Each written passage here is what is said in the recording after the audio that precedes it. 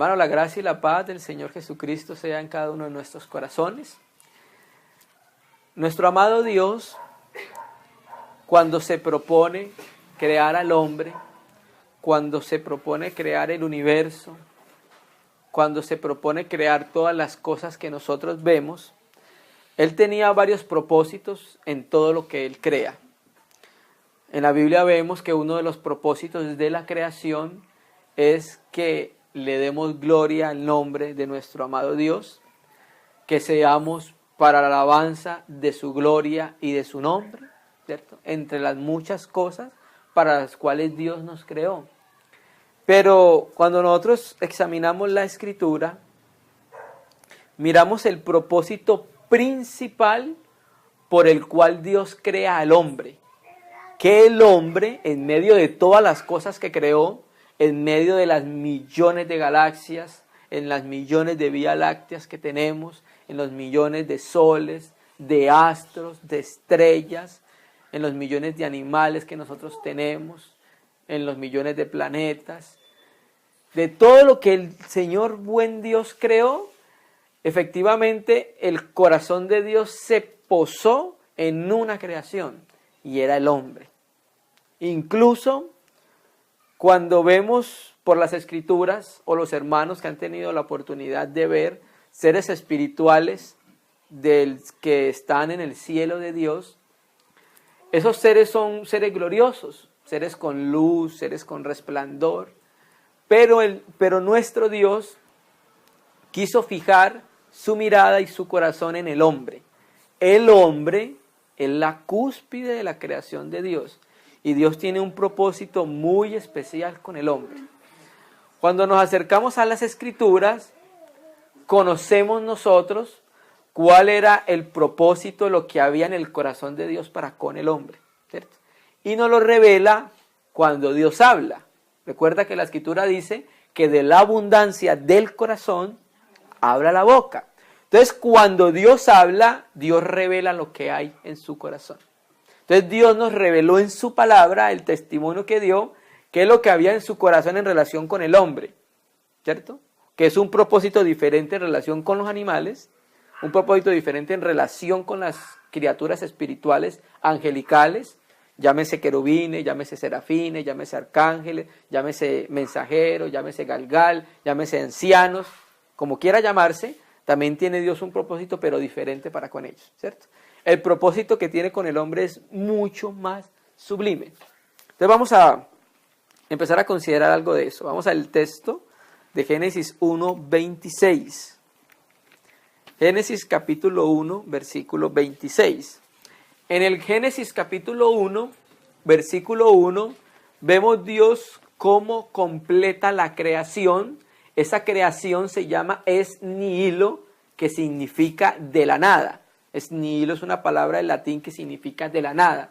Dios es el único ser que tiene poder para crear de la nada. El resto de criaturas tiene que tomar de la materia existente. Salvo Dios. Dios es el único que tiene poder para crear de la nada. Entonces, en Génesis 1:1, nuestro amado Dios crea de la nada, ¿cierto?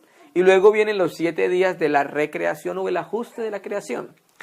Y vemos nosotros que la vida va empezando a madurar y cada vez más la vida es un poco más superior en cada día.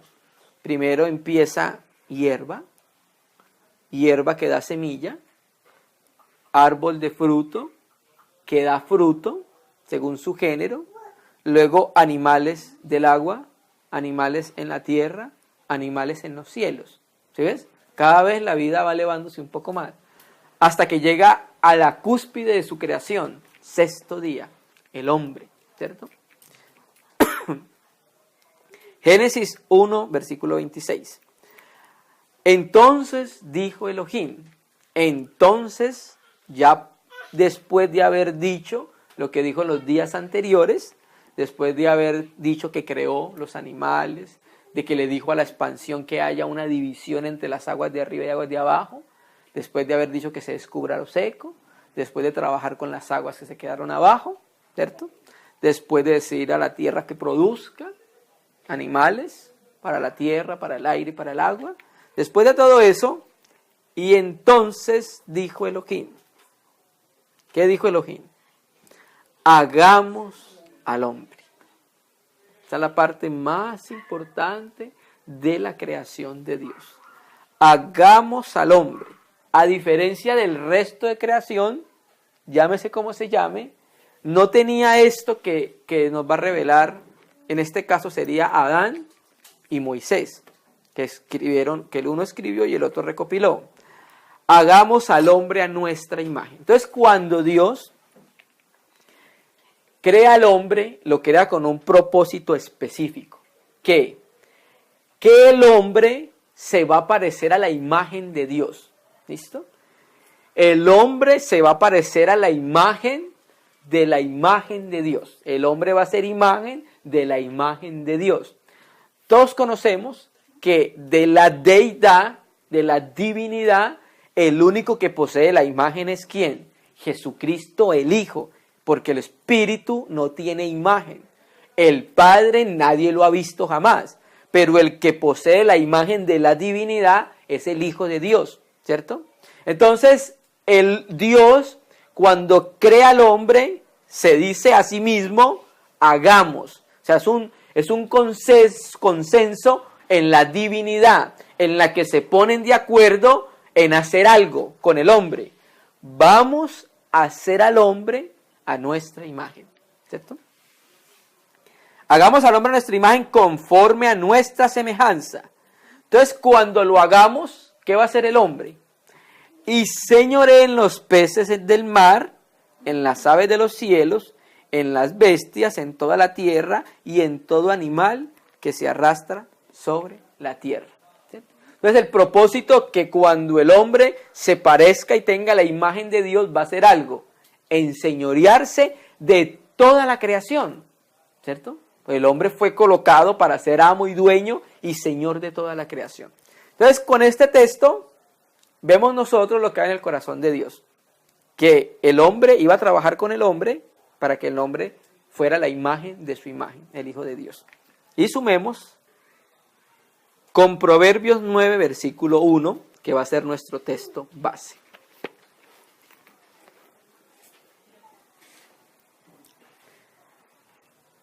Proverbios 9, versículo 1. Los proverbios de Coelet de Salomón. Génesis 1:26 tiene mucha relación con Proverbios 9, versículo 1. Proverbios 9, versículo 1. La sabiduría edificó su casa, labró sus 7 columnas. Eso van a ser los dos textos bases que vamos a utilizar y sobre todo Proverbios 9, versículo 1. Salomón, por el Espíritu, nos revela algo. Capítulo 8, cuando empezamos a considerarlo, vemos que la sabiduría habla en primera persona singular. Dice, yo la sabiduría, habito con la cordura. Yo la sabiduría fui engendrada antes que las cosas existiesen, ¿cierto? Entonces nos dice que la sabiduría edificó su casa y en esa edificación, ¿qué hizo? Labró 7 columnas. Eso van a ser los textos bases. Hay un libro del hermano Christian Chen que les vamos a recomendar que habla de este tema mucho más claro, que se llama La sabiduría edificó su casa, así como se llama el versículo. En este libro el hermano toca más ampliamente estos aspectos. Nosotros solo vamos a ver una reunión, así que vamos a tratar de considerar y entender en parte el propósito de Dios en Génesis 1:26, revelado en Proverbios 9, versículo 1. Entonces va a ser el texto base. Proverbios 9, versículo 1. Vamos a ir al Nuevo Testamento, Efesios, capítulo 5, versículo 8. Efesios 5, versículo 8. Efesios 5, versículo 8. Hay un subtítulo para los que tienen Reina y Valera del 60. Andad como hijos de luz. Efesios 5:8. Porque en otro tiempo erais tinieblas. Hermanos, no que las tinieblas estaban en nosotros, ¿cierto? No que eventualmente había tinieblas en nosotros. Éramos tinieblas. Éramos tinieblas. No que de vez en cuando se manifestaban las tinieblas, ¿cierto? No, éramos tinieblas, eso era lo que éramos sin Cristo, oscuridad completa, tinieblas completas, ¿cierto? En otro tiempo erais tiniebla, gloria a Dios, mas ahora, en nuestro presente, sois luz en el Señor, no luz fuera del Señor, soy luz en Cristo, en el Señor. Entonces, como somos luz en el Señor, el mandamiento del Espíritu Santo es: andad como hijos de luz. Verso 9. Porque el fruto del Espíritu es en toda bondad, justicia y verdad. Quiero leer ese mismo texto de la Biblia textual, Efesios 5, versículo 8. Porque nos va a mostrar el texto crítico, el texto griego más antiguo, una palabra diferente. Entonces ahí decía, en el versículo 5, 8, que en otros tiempos era tiniebla, que ahora somos luz en el Señor, andad como hijos de luz, porque el fruto del Espíritu es en toda bondad, justicia y ciencia. Quiero leer el versículo 9. Porque el fruto de la luz, esa es la diferencia. Reina y Valera 60 dice, porque el fruto del Espíritu. Biblia textual y los manuscritos griegos más antiguos dice, porque el fruto de la luz. Está hablando en el versículo precedente de ¿qué? De que somos luz en el Señor. Entonces, como somos luz en el Señor, debemos producir frutos de acuerdo a la luz que hay en nosotros. Naturalmente que es por el Espíritu, ¿cierto? Entonces, el Señor, por medio de Pablo, a los Éfesos y a la iglesia, nos dice algo. Que el Espíritu Santo está en cada uno de los creyentes sobre la faz de la tierra. Y el Espíritu Santo está trabajando por un fruto. Recuerde que nuestro buen Dios es el labrador. Juan 15, mi Padre es el labrador. Lo dice el Señor Jesucristo. El labrador está trabajando la tierra. ¿Cuál es la tierra? Nosotros. O sea, la tierra, la primer explicación de la buena tierra es Jesucristo el Señor, ¿cierto? Pero recuerda que cuando el sembrador salió a sembrar la semilla, y la semilla cayó en la que dio fruto, cayó en buena tierra. El resto de tierra no dio fruto porque no era una buena tierra, ¿cierto? Entonces, el sembrador salió a sembrar la semilla, y los que dieron fruto fueron la buena tierra, hermanos. Amén. Entonces el labrador está trabajando, el Señor Jesús lo dijo, mi Padre y yo hasta hoy trabajamos. ¿Para qué está trabajando? Mira, para un precioso fruto. Fruto producido ¿por quién? Por la luz. Somos luz en el Señor y el fruto de la luz es ¿qué? En toda bondad, en toda justicia y en toda verdad. Amén. Sumemos un texto en Primera de Tesalonicenses, capítulo 5, versículo 5.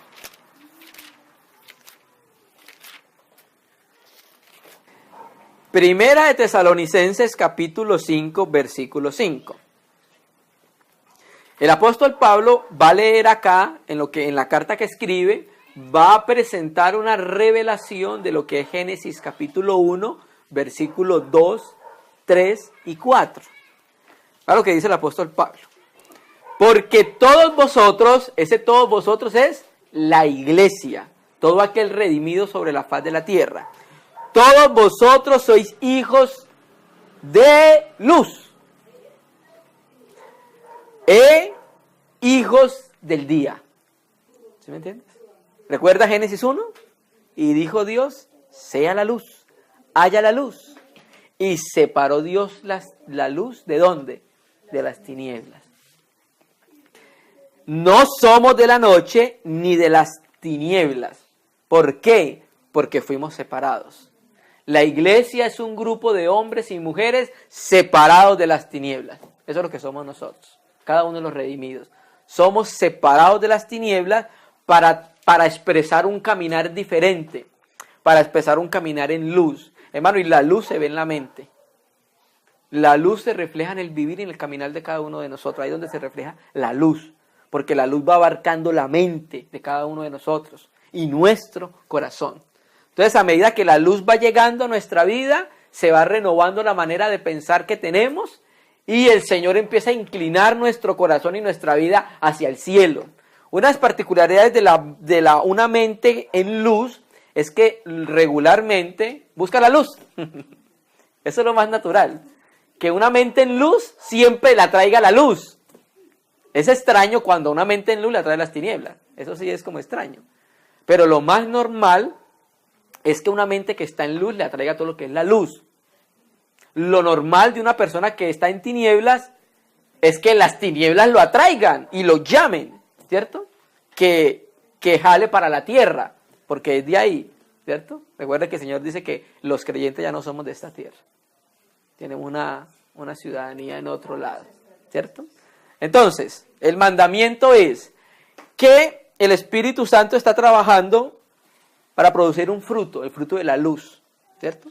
Y aquí vuelve, nos dice Pablo, que por causa de que ya no somos de la noche, nuestra manera de vivir, de ser y de expresar debe ser una manera de vivir en luz.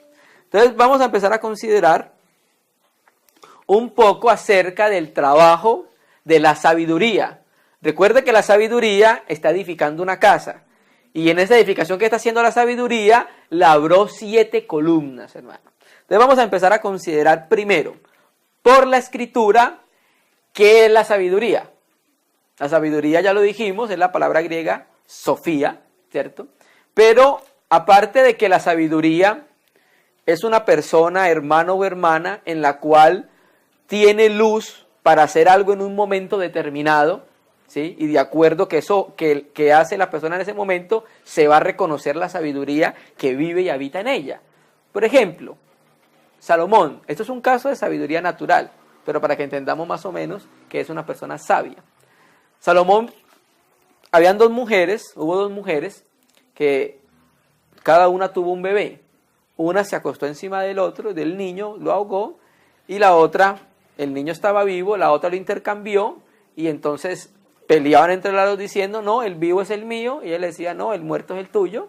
Entonces se presentaron ante el rey.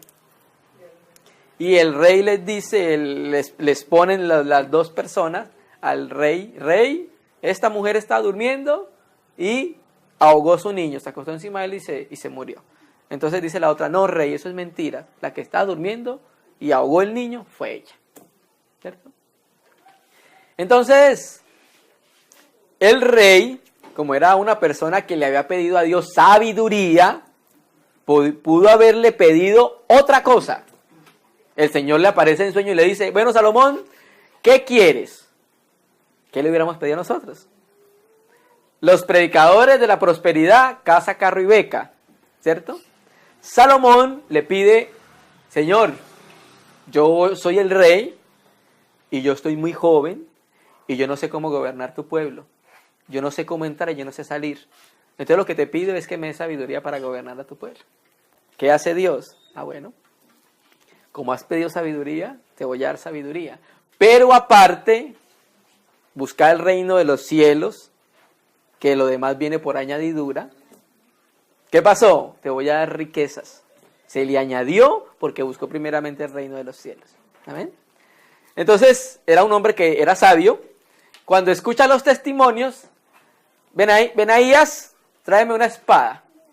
Benaías trae la espada. Corte el niño en 2 partes y le vamos a dar una parte a una y una parte a la otra, para que no peleen ninguna de las dos, ¿cierto? Cuando Benaías iba a subir la espada, la verdadera madre se hizo conocer. O sea, él lo que hizo, mire la sabiduría, lo que hizo era para descubrir el corazón. Esa era una persona sabia cómo actuar en un momento. Esa era una persona sabia. Cuando Benaías sube la espada y va a partir el niño, la verdadera madre dice, no, espere, ella es la mamá, déselo a ella. Sí. Y la otra dijo, pártalo. Entonces ahí se descubrieron los corazones. Entonces Salomón, ya evidenciando los corazones, ya podía ejercer un juicio. Esta es la verdadera madre, entreguen el niño a la verdadera madre. Entonces, aparte de que la sabiduría también es eso, saber actuar en un momento de una manera determinada, la sabiduría es una persona. Vamos a mirar qué dicen las Escrituras. Primera de Corintios, capítulo 1, versículo 24.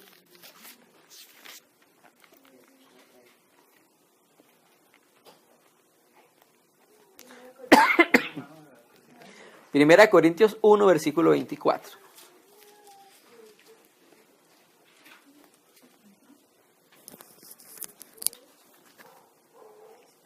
Amén, hermanos. Primera de Corintios 1, 24. Mas para los llamados, así judíos como griegos, Cristo es poder de Dios. Aleluya. Pero ¿qué más también es Cristo? Sabiduría de Dios, Sofía de Dios. Cuando sumamos la palabra en Mateo y en Lucas, la sabiduría habla que va a enviar apóstoles, profetas y a unos matarán. Y cuando se suma la Biblia, se entiende por la suma de la palabra que la sabiduría es Cristo, ¿cierto? Entonces las Escrituras, sumándolas, solo vamos a leer un texto por causa del tiempo, nos revelan que Cristo es la sabiduría. Entonces, si Cristo es la sabiduría, ¿quién está edificando una casa? Cristo, recuerde, la sabiduría edificó su casa, ¿cierto? Y en esa edificación, ¿qué hizo? Labró 7 columnas. Amén, hermanos. Entonces, tenemos que la sabiduría es Cristo. Vamos a ir a Mateo 11, versículo 26, versículo 16.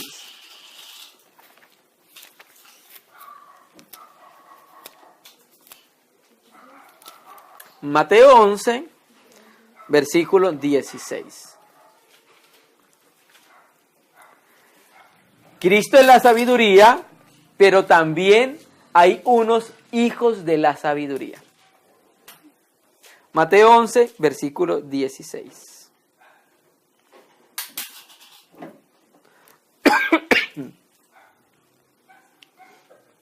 El contexto viene hablando acerca del testimonio que está dando el Señor Jesús de Juan el Bautista. Porque recuerde que Juan el Bautista fue encarcelado. Y en la cárcel, él manda a sus discípulos a preguntarle a Jesús, ¿eres tú el que esperábamos? ¿O esperamos o es otro el que va a venir?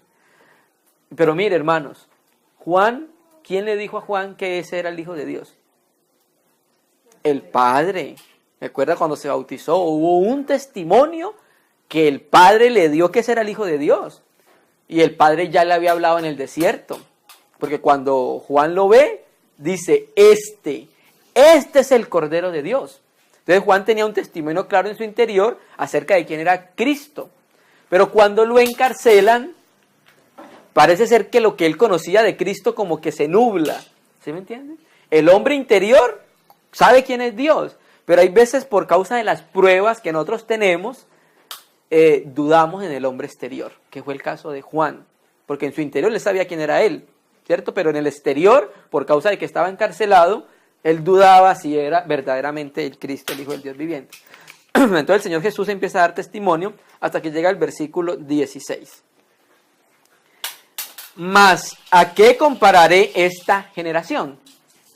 Es semejante a los muchachos que se sientan en las plazas y dan voces a sus compañeros, diciendo, os tocamos flauta y no bailastes. Os endechamos y no lamentaistes. Porque vino Juan, que ni comía ni bebía, y dicen, demonio tiene. Vino el Hijo del Hombre, y dicen, he aquí un hombre comilón y bebedor de vino, amigo de publicanos y de pecadores. Entonces aquí tenemos los dos contrastes. Tenemos a Juan, que tenía el voto nazareo, que no podía tomar vino. Y Juan no comía con los pecadores, ni con las prostitutas, ni con los publicanos, ¿cierto? Solamente estaba con sus discípulos. A diferencia de Jesús, Juan llevaba una vida más asceta, Jesús no. Jesús estaba con los publicanos, Jesús comía con las prostitutas, con los ladrones, ¿cierto? Entonces, el Señor Jesús coloca como una especie de parábola. Dice que los muchachos en la plaza tocaron flauta y estaba esperando que los otros muchachos bailaran, pero ninguno bailó. Estaba colocando otro ejemplo diciendo que los muchachos jugaban a las endechas, pero ninguno lloró. Lamentación por luto, ¿cierto? O sea, ¿qué estamos viendo ahí? Que no hubo respuesta de ninguna de las cosas que los muchachos hacían. ¿Cuál es la comparación? El Señor Jesús, que no hubo respuesta a la predicación del Evangelio en los judíos. No hubo respuesta cuando Jesucristo predicó el Evangelio. Pero, termina diciendo, pero la sabiduría es justificada por sus hijos. El texto crítico dice sus obras, la Biblia textual. Pero cuando tú la sumas en Lucas 7, ahí dice hijos. La sabiduría es justificada por sus hijos. Entonces la obra de cada uno se hace evidente por las obras que produce, ¿cierto? Entonces, aquí estamos viendo que la sabiduría tiene unos hijos.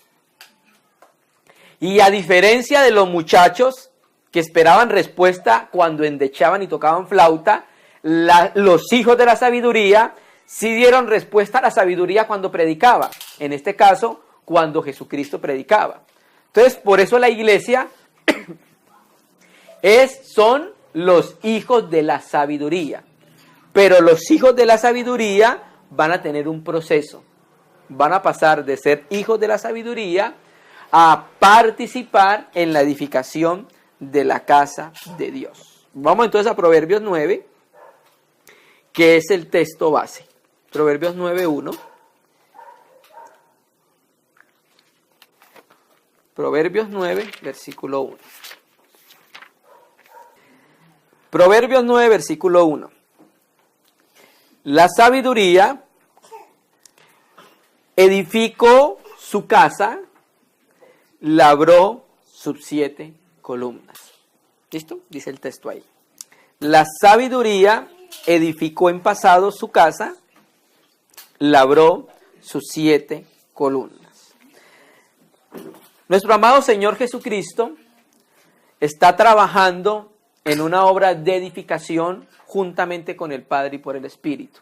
Recuerda, hagamos al hombre. Y el hombre es la casa de Dios. Pero la casa de Dios debe ser adornada. La casa de Dios debe ser preparada para la morada de un huésped celestial, ¿cierto? Entonces, Cristo, el Padre, la divinidad, lo que van a hacer es que van a trabajar en esa edificación labrando 7 columnas. Ahora, recordemos nosotros que Cristo es el fundamento de la edificación, ¿cierto? Eso lo dice 1 Corintios 3, que nadie puede poner otro fundamento, otro temelio diferente del que hay, que es ¿quién? Jesucristo. Y ese fundamento es visto como la roca, ¿cierto? Cristo es la roca y Cristo es el fundamento de la iglesia. Pero pasó algo. Recuerda que Cristo fue partido, ¿cierto? Por nuestros pecados. Entonces, cuando Cristo se parte, por decirlo así, cada uno de nosotros los creyentes somos rocas pequeñas. Y con esas rocas pequeñas está trabajando el Señor, piedras, para que una piedra calce con otra piedra y así juntos podamos preparar el edificio para Dios, hermano. Amén. Entonces vamos a mirar ese aspecto de la edificación de la sabiduría. Vamos a ir a Mateo 16, 18.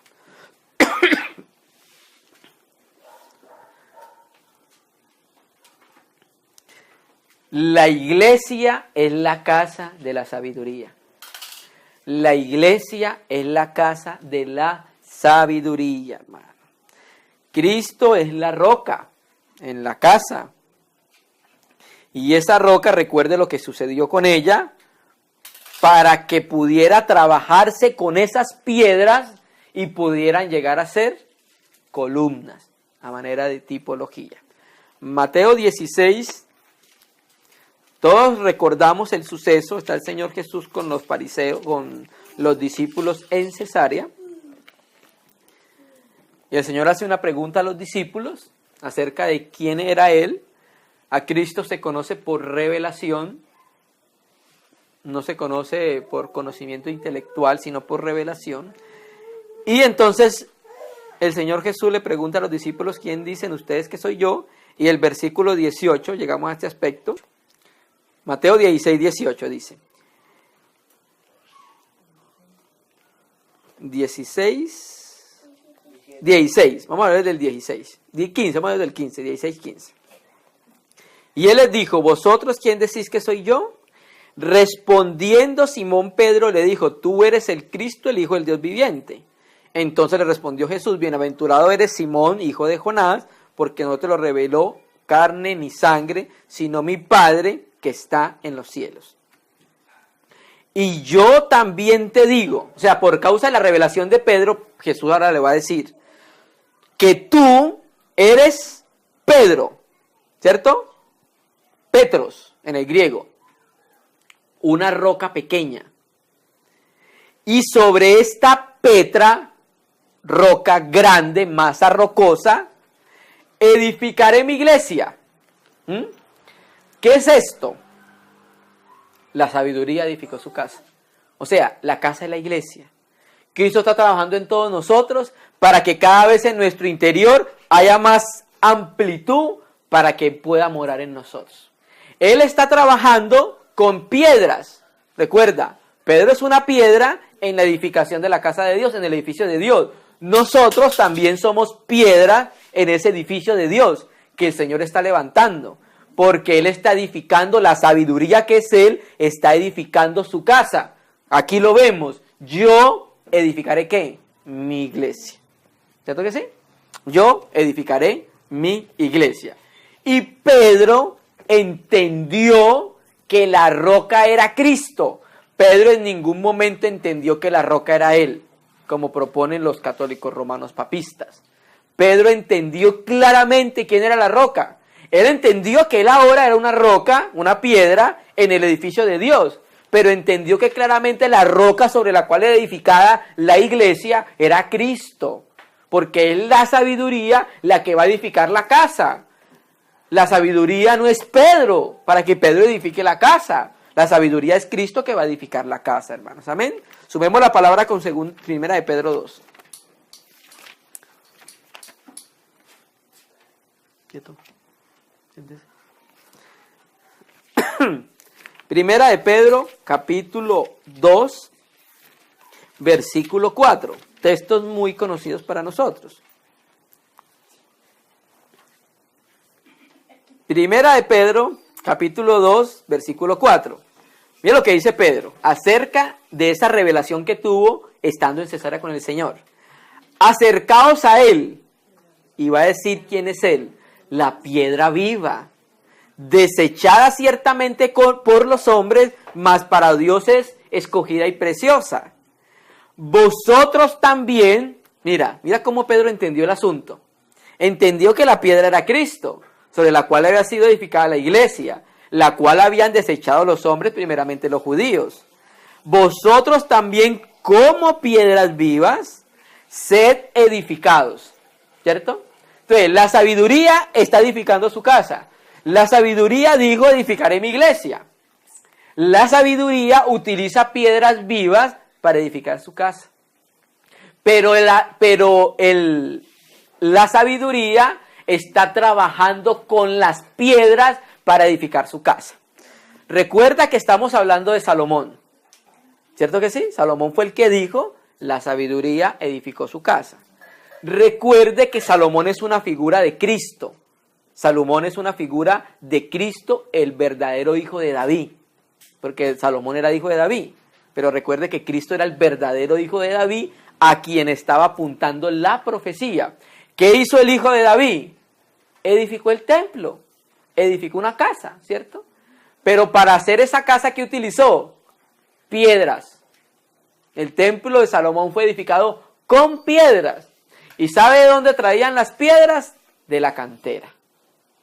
En la cantera, Salomón trabajaba con las piedras.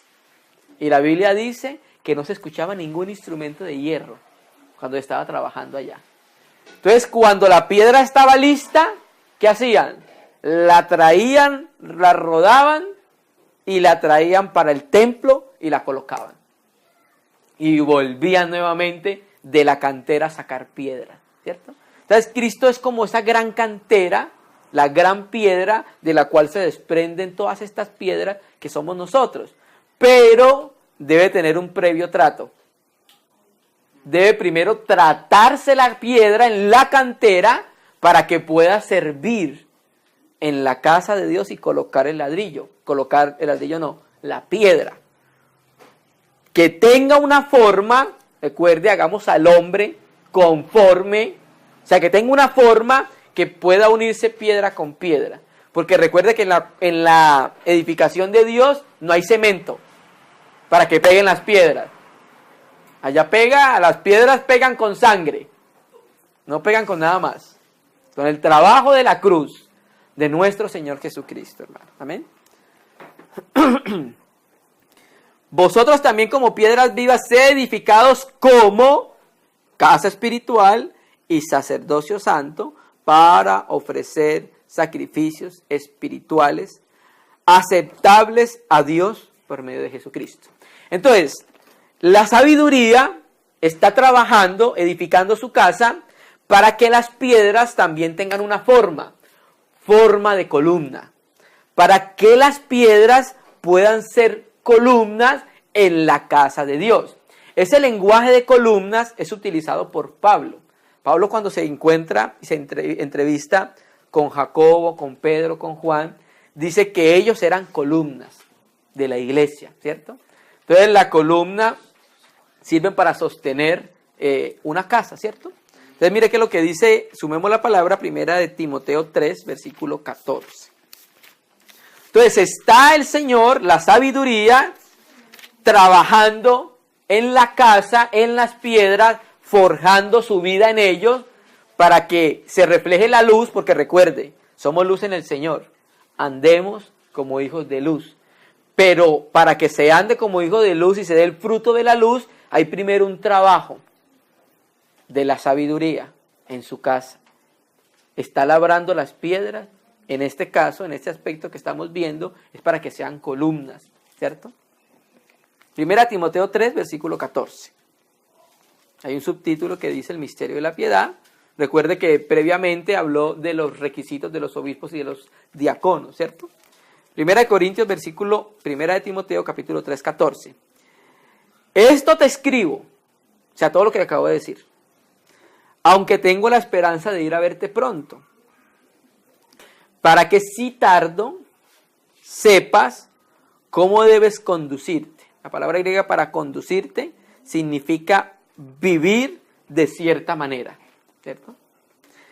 Para que sepas cómo debes conducirte en la casa de Dios, amén, que es la iglesia del Dios viviente.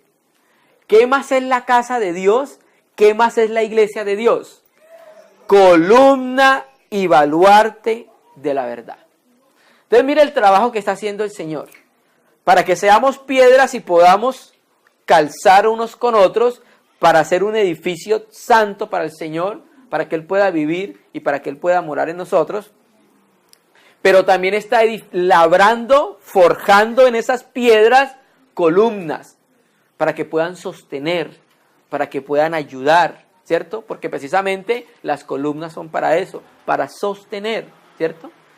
Entonces el Señor está forjando también ese aspecto y esa característica de la vida de Él en cada uno de nosotros. Porque el trabajo es de la sabiduría, y el trabajo de la sabiduría es forjar, por medio de la naturaleza divina, las características de la vida de Cristo en nosotros. Recuerda, Génesis 1:26, hagamos al hombre a nuestra imagen. La reproducción de la sabiduría, ¿cierto? Entonces, esa sabiduría está trabajando para producir columnas que puedan participar en la casa de Dios. Hay una palabra creo que es en Apocalipsis 3, que dice que al que venciere, lo haré columna del templo de mi Dios, hermano. No es algo menor. No es algo menor. Columna del templo del Señor. ¿Cómo llegó Juan, Jacobo y Pedro a ser columna del Señor? ¿No entiendes? Primero porque hubo un trabajo en la cantera y ellos dejaron que el Señor trabajara con ellos, ¿cierto? Y después de que trabajaron con ellos, se colocaron en la casa de Dios para hacer una piedra que servía a la edificación y también columnas. Piedras que llegan a ser columnas, hermano. ¿Amén? ¿Qué decir, hermano? Que no todos son columnas. Por causa de que no dejan que Dios trabaje en ellos. Pero la casa podría estar hecha de solo columnas. Lo que pasa es que estamos hablando de una tipología. ¿Me entiendes? Sí, sí. Claro. Estamos hablando de tipología. La casa tiene columna y piedras. Usted va, siéntese. Y eso somos nosotros. Sí, piedras. Por eso, podríamos llegar a ser todos columnas de esa casa. Si todos los hermanos abren el corazón al trabajo, claro. Lo que pasa es que 7 es el número de plenitud, hermano.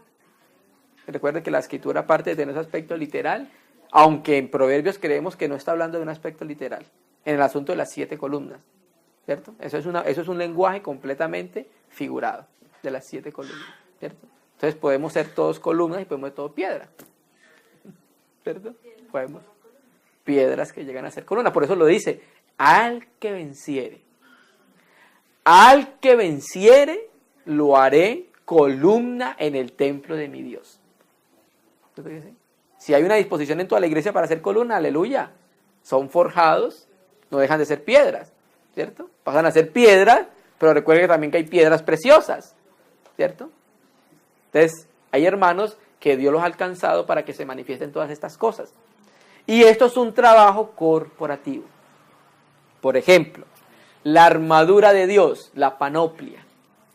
En ningún hermano estará individualmente las piezas de la armadura. La armadura está corporativamente. Un hermano tiene el escudo, un hermano tiene la fe, un hermano tiene los pies del apresto para predicar el evangelio, un hermano tiene el escudo de la palabra, un hermano tiene el yelmo de salvación. Y cuando nos unimos, cuando estamos en comunión, por eso es tan importante la comunión, tenemos la armadura de Dios, pero corporativamente, no individualmente. Es lo mismo del carácter de Dios, el carácter de Cristo. El carácter de Cristo se va a forjar y formar en la iglesia corporativamente. No va a haber un hermano que tenga todas las características de Cristo forjadas en él. Es imposible. Pero si el Señor forjó en la hermana paciencia, si forjó en el hermano sabiduría, si forjó en el hermano benignidad, si forjó en el hermano longanimidad, cuando nos unimos como iglesia, eso lo tiene la iglesia. Esa es la imagen de Dios. Porque es que recuerde que Génesis 1:26, hagamos al hombre, no está hablando solo de Adán. Está hablando de toda la humanidad. Cuando Dios dice hagamos al hombre, está hablando de hagamos a todos los hombres a nuestra imagen. Es un asunto que era solo con Adán. Es un asunto que es con todos nosotros. ¿Amén? También. De la misma manera. Amén, hermano.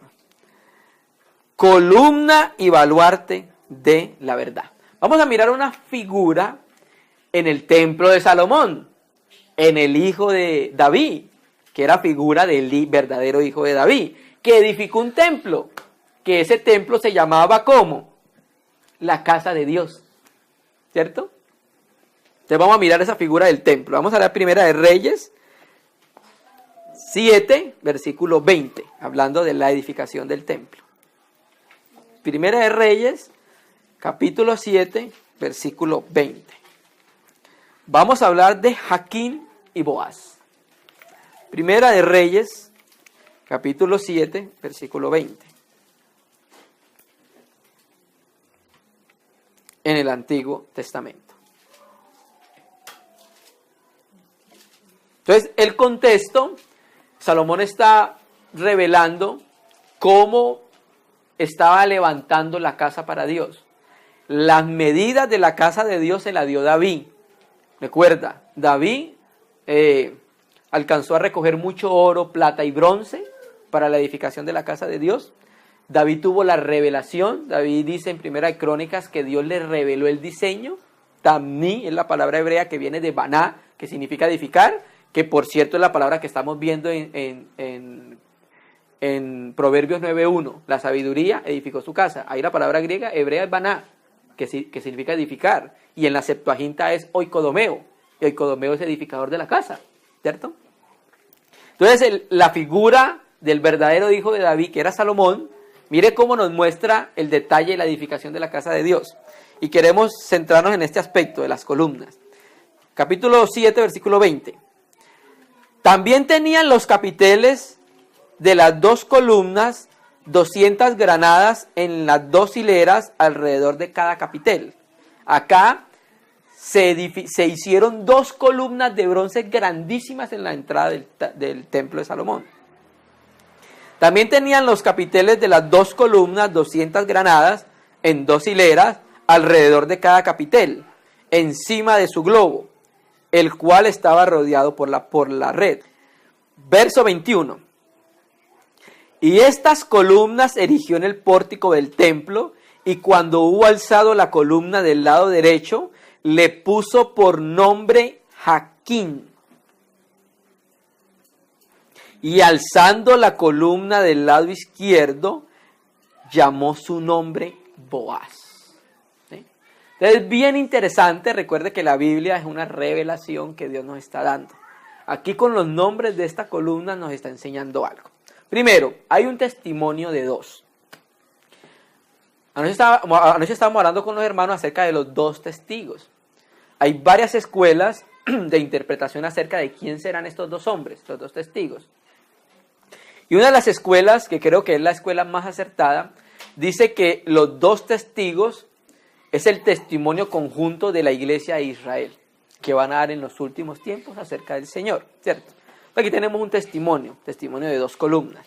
Una columna se llama Jaquín, que significa en el hebreo, él establecerá. Eso es lo que significa Jaquín. Y la otra columna se llama Boaz. Boaz, que significa con fortaleza. Él establecerá con fortaleza. ¿Cierto? Entonces mire lo que se vuelve, mírelo cómo Dios llama a los hermanos por tipología que se dejan trabajar por Dios y llegan a ser columna.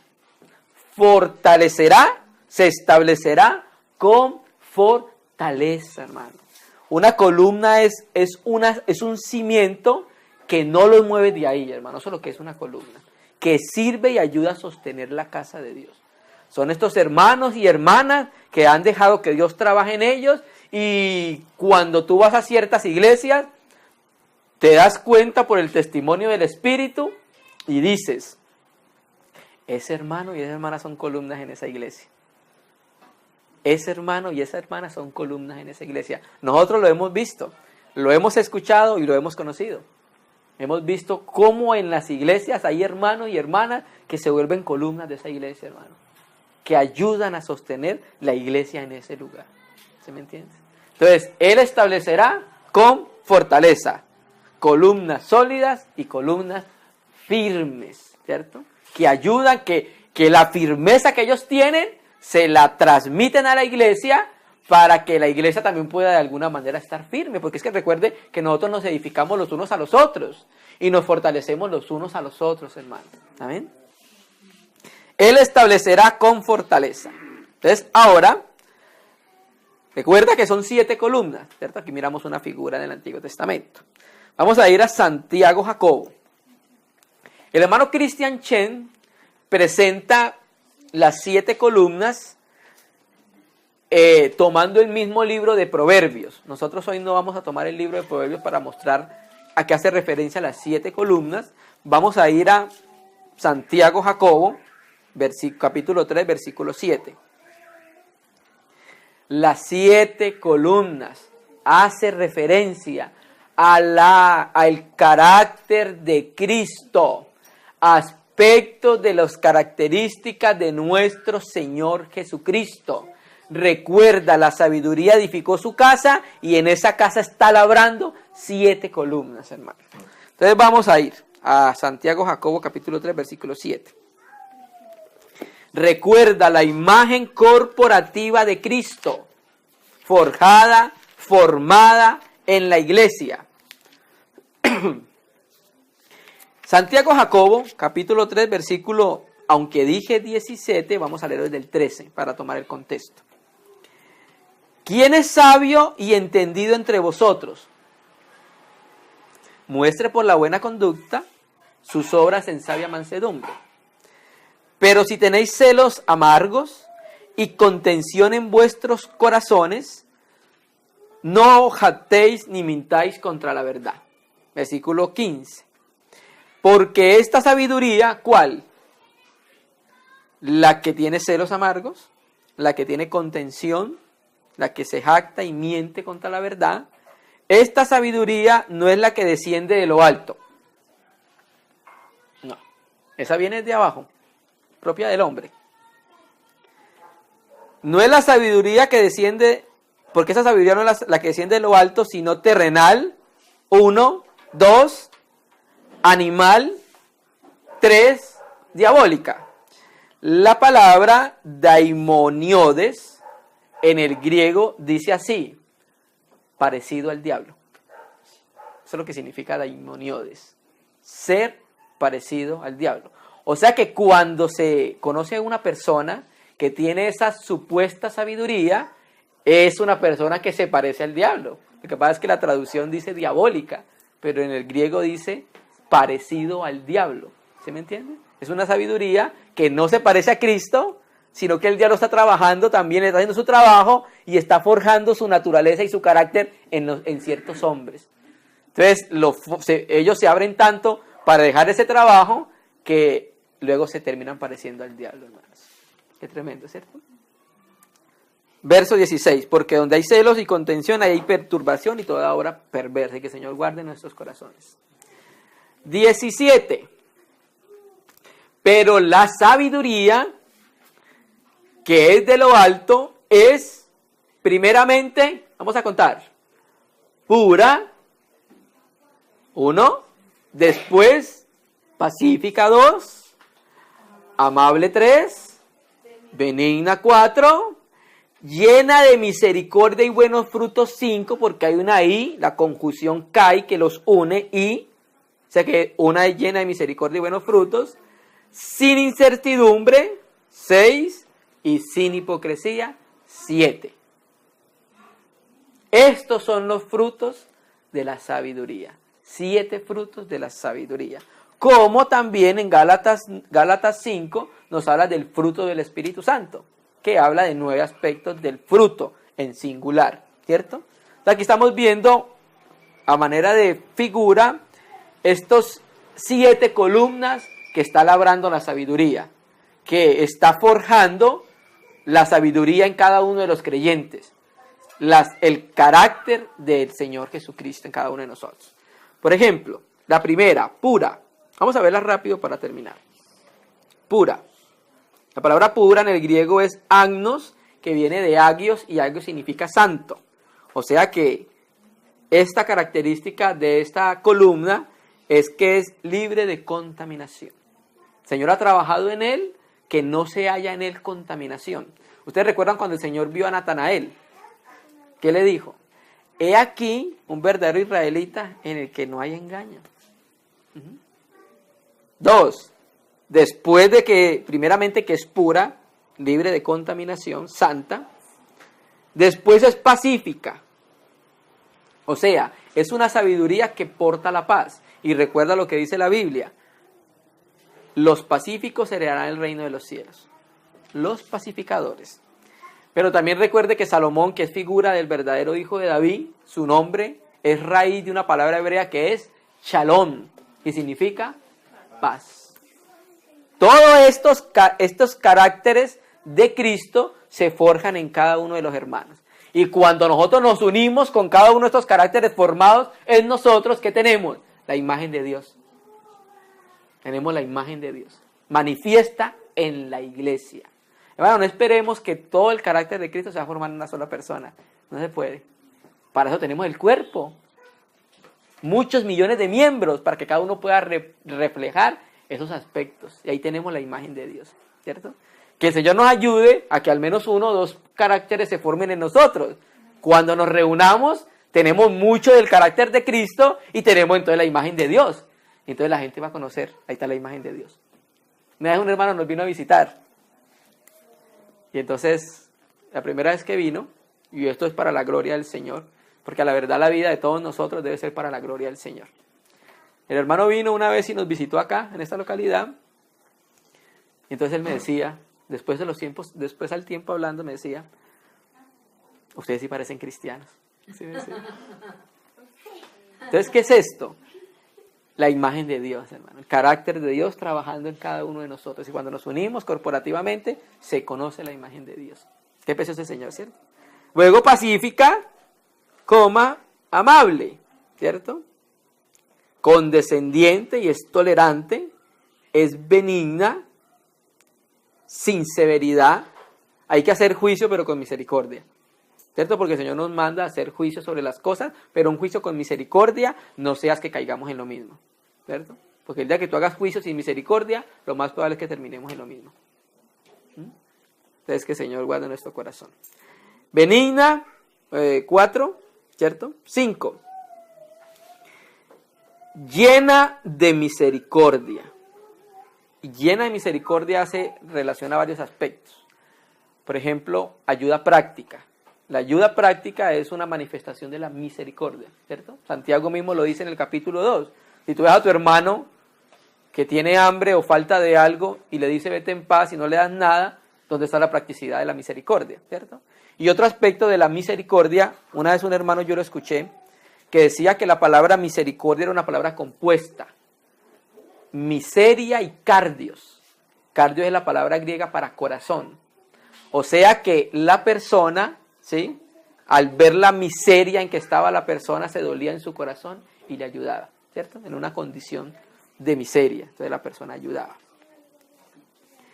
Y de buenos frutos es lo mismo, ¿cierto? Entonces recuerda, estamos hablando de el fruto de la sabiduría y de buenos frutos.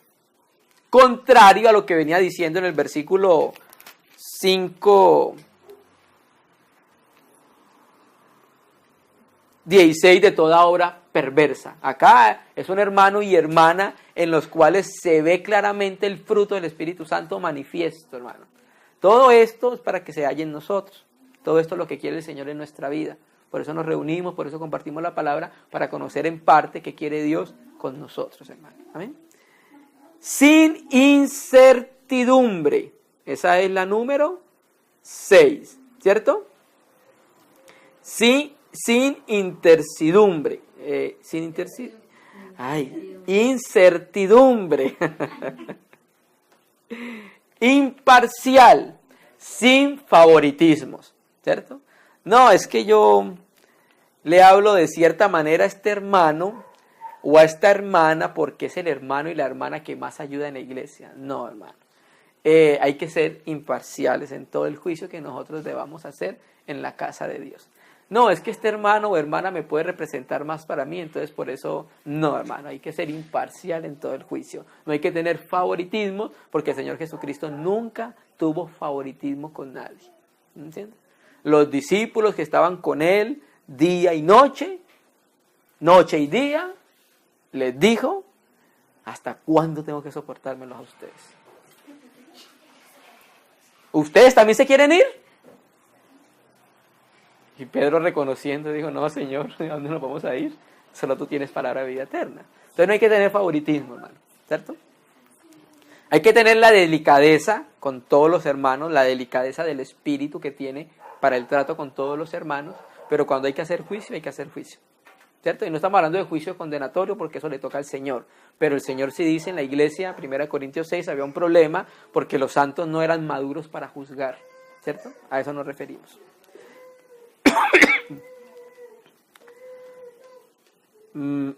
Y la última, ni hipocresía, ¿cierto? O sea, una sabiduría no fingida, sin pretender aparentar algo que no es, hermano. Y el fruto de la justicia es el mismo fruto del Espíritu, que es una sustitución, se siembra en paz para aquellos que hacen la paz. Amén, hermano. Entonces, en parte consideramos ahí en esto el trabajo que está haciendo la sabiduría. Recuerda, Cristo en nosotros, Dios trabajando por el Espíritu Santo. Y terminemos con unos textos, hermanos. Gálatas 4, versículo 14.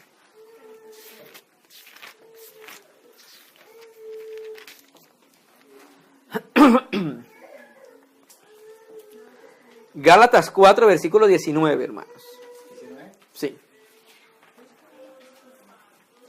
Entonces, esos frutos, o el fruto que vimos nosotros ahí, que hace referencia a las 7 columnas que está edificando la sabiduría, hace referencia a las características del carácter de Cristo que se deben hallar en la iglesia.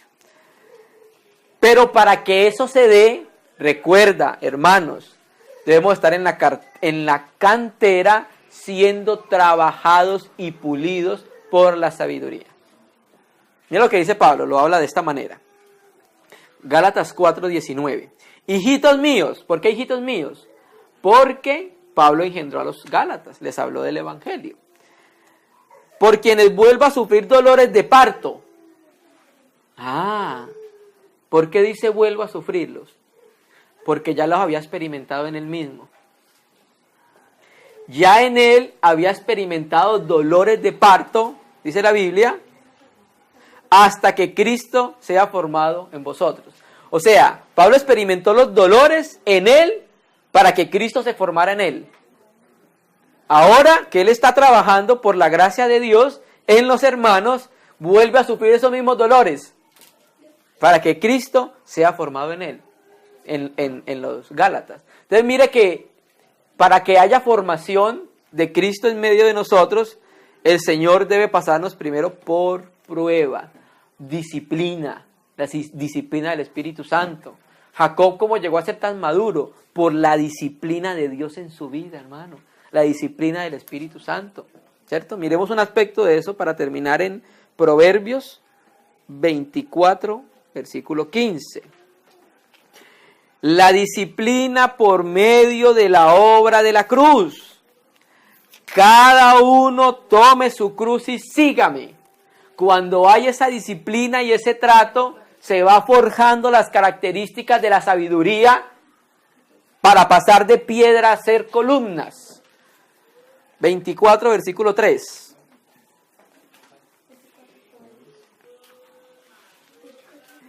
Proverbios 29, versículo 15.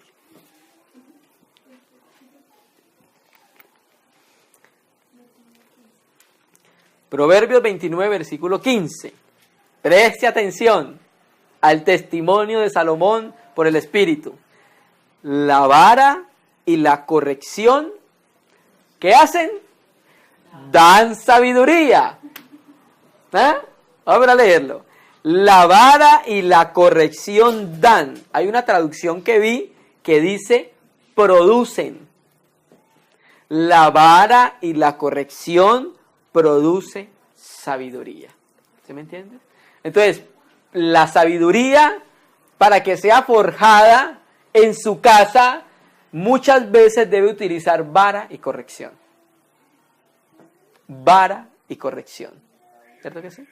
Ese mismo lenguaje es utilizado en Hebreos 12, cuando habla de la disciplina del tiempo presente. Hebreos 12, versículo 11. Gracias a Dios que nos dio la cruz, porque si no hubiese cruz, fuésemos parecidos al diablo, con la personalidad y las características del diablo. Y lo que hace la cruz es derribar, acabar las características de la personalidad que traíamos cuando estábamos sin Cristo. Hebreos 12, versículo 15. Es verdad que ninguna disciplina al presente parece ser causa de gozo, ¿cierto? No parece que fuera muy agradable al principio, sino de tristeza, pero después da, ¿qué? Fruto apacible de justicia. ¿Recuerda los frutos de justicia que leímos en Santiago, Jacobo 3? ¿Cuáles son esos frutos? Los que acabamos de leer, la vida de Cristo reflejada. ¿Pero cómo? Disciplina, corrección y vara. Todo eso nos lo proporciona la cruz. Así que nosotros debemos abrir nuestro corazón al trato de Dios para con nosotros, a la cruz. Dios no quiere que nosotros suframos, pero que sí que nuestro corazón esté dispuesto a sufrir por causa del nombre de Él, hermano. Y eso es por causa del misterio de la iniquidad. El misterio de la iniquidad es que nos aborrecieron sin causa. Ya, solo el hecho de ser cristiano, donde tú llegues que eres luz, te van a aborrecer. Puedes llegar y no decir ninguna palabra, pero apenas dice que eres cristiano, te ganaste medio mundo encima. ¿Verdad que sí? Pero después da fruto apacible de justicia a los que en ella, en la disciplina, han sido ejercitados. La palabra griega para ejercitados es gimnasio. O sea que hay que ir al gimnasio de la disciplina para que se forje la sabiduría y podamos ser columnas. ¿Ah? Qué preciosa la palabra del Señor, ¿cierto? Amén. Amén, hermano. Amén, hermano. Terminemos entonces donde empezamos. Proverbios 9, versículo 1.